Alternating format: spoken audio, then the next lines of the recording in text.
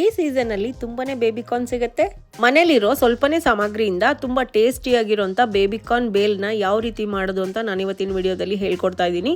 ಮಾಡೋ ಮೆಥಡ್ ತುಂಬಾನೇ ಈಸಿ ಆಗಿದೆ, ಹಾಗೇನೆ ತುಂಬಾ ರುಚಿಯಾಗಿರುವಂತ ಈ ಬೇಬಿಕಾರ್ನ್ ಬೇಲ್ ಮಾಡೋದು ಹೇಗೆ ಅಂತ ಈಗ ನೋಡೋಣ ಬನ್ನಿ. ಹಾಯ್ ಫ್ರೆಂಡ್ಸ್, ಎಲ್ಲರಿಗೂ ನಮಸ್ಕಾರ. ನನ್ನ ಈ ವಿಡಿಯೋಗಳು ನಿಮಗೆ ಇಷ್ಟ ಆಗಿದ್ರೆ ಈ ವಿಡಿಯೋನ ಲೈಕ್ ಮಾಡಿ, ಹಾಗೆ ಫ್ರೆಂಡ್ಸ್ ಜೊತೆಗೆ ಶೇರ್ ಮಾಡಿ. ಮತ್ತೆ ಹೊಸದಾಗಿ ನನ್ನ ಚಾನಲ್ನ ವಿಸಿಟ್ ಮಾಡಿದ್ರೆ ಪ್ಲೀಸ್ ನನ್ನ ಚಾನಲ್ನ ಸಬ್ಸ್ಕ್ರೈಬ್ ಆಗೋದು ಮಾತ್ರ ಮರಿಬೇಡಿ. ಹಾಗೆ ಪಕ್ಕದಲ್ಲಿರೋ ಬೆಲ್ ಐಕನ್ನ ನೋಟಿಫಿಕೇಶನ್ಗೋಸ್ಕರ ಕ್ಲಿಕ್ ಮಾಡಿ. ಬನ್ನಿ ವಿಡಿಯೋನ ಶುರು ಮಾಡೋಣ. ಈ ಬೇಬಿಕಾರ್ನ್ ಬೇಲ್ ಮಾಡೋದಕ್ಕೆ ಮೊದಲು ಖಾರ ಚಟ್ನಿ ಮಾಡ್ಕೋಬೇಕು. ಅದಕ್ಕೆ ಒಂದು ಮಿಕ್ಸಿ ಜಾರ್ನ ತಗೊಂಡಿದ್ದೀನಿ. ಸ್ವಲ್ಪ ಕೊತ್ತಂಬರಿ ಸೊಪ್ಪು ಹಾಗೆ ಸ್ವಲ್ಪ ಪುದೀನ ಹಾಕೊಳ್ತಾ ಇದ್ದೀನಿ. ಸೇಮ್ ಕ್ವಾಂಟಿಟಿಲಿ ಎರಡನ್ನು ಹಾಕೊಂಡಿದ್ದೀನಿ. 3 ಹಸಿರು ಮೆಣಸಿನಕಾಯಿನ ಈಗ ಮುರಿದು ಹಾಕೊಳ್ತಾ ಇದ್ದೀನಿ. 3 ಪೀಸ್ ಬೆಳ್ಳುಳ್ಳಿ ಹಾಕೊಂಡು ಸ್ವಲ್ಪ ನೀರು ಹಾಕಿ ಇದನ್ನು ಗ್ರೈಂಡ್ ಮಾಡ್ಕೊಳ್ತೀನಿ.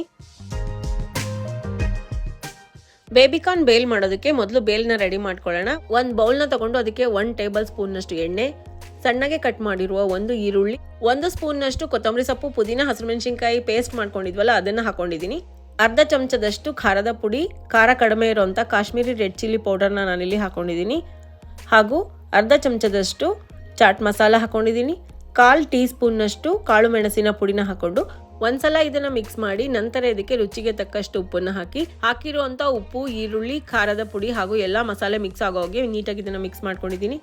ಈಗ ಇದಕ್ಕೆ 1 ಲೀಟರ್ನಷ್ಟು ಪುರಿ ಹಾಕೊಂಡಿದ್ದೀನಿ. ಹಾಕಿರುವಂತ ಪುರಿ ಮಸಾಲೆ ಜೊತೆಗೆ ನೀಟಾಗಿ ಮಿಕ್ಸ್ ಆಗಬೇಕು. ಅಲ್ಲಿವರೆಗೂ ನಿಧಾನವಾಗಿ ಈ ರೀತಿ ಮಿಕ್ಸ್ ಮಾಡ್ಕೊಳ್ಳಿ. ಪುರಿ ಈಗ ನೀಟಾಗಿ ಮಿಕ್ಸ್ ಆಗಿದೆ.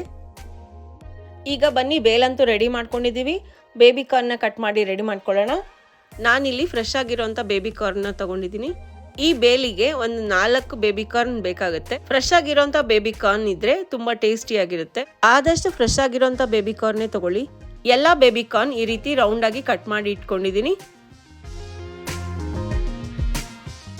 ಈಗ ಬೇಬಿಕಾರ್ನ್ ಮೇಲ್ನ ಹೇಗೆ ಮಾಡೋದು ನೋಡೋಣ.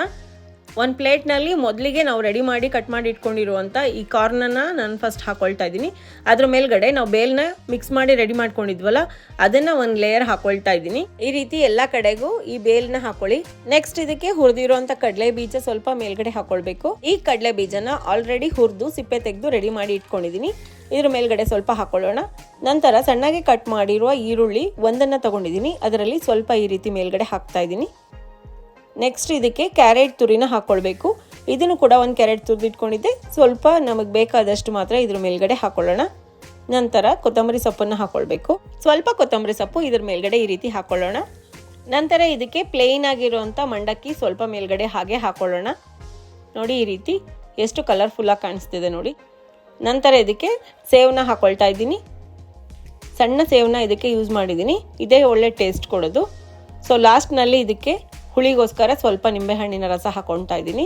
ನೋಡಿ ಈಗ ಕಲರ್ಫುಲ್ ಆಗಿರುವಂಥ ಬೇಲ್ ರೆಡಿ ಆಯಿತು. ಬೇಬಿಕಾರ್ನ್ ಬೇಲ್ ನೋಡೋದಕ್ಕೆ ಎಷ್ಟು ಚೆನ್ನಾಗಿ ಕಾಣಿಸ್ತಿದೆಯೋ, ತಿಂದರೆ ಅಷ್ಟೇ ಟೇಸ್ಟಿಯಾಗಿರುತ್ತೆ. ನೀವು ಕೂಡ ಈ ರೆಸಿಪಿನ ಖಂಡಿತ ಟ್ರೈ ಮಾಡ್ತೀರಾ ಅಂತ ಅನ್ಕೊಂಡಿದ್ದೀನಿ. ಟ್ರೈ ಮಾಡಿ ಹೇಗೆ ಬಂತು ಅಂತ ನನಗೆ ಹೇಳೋದನ್ನು ಮಾತ್ರ ಮರಿಬೇಡಿ. ಈ ರೆಸಿಪಿ ನಿಮಗೆ ಇಷ್ಟ ಆಗಿದೆ ಅಂತ ಅನ್ಕೊಳ್ತೀನಿ. ಇಷ್ಟ ಆದರೆ ಲೈಕ್ ಮಾಡಿ, ಹಾಗೆ ಶೇರ್ ಮಾಡಿ. ಮತ್ತೆ ಈ ರೆಸಿಪಿನ ನೀವು ಕೂಡ ಖಂಡಿತ ಟ್ರೈ ಮಾಡಿ ಹೇಗೆ ಬಂತು ಅಂತ ನನಗೆ ಕಮೆಂಟ್ ಮಾಡಿ ತಿಳಿಸಿ. Thank you.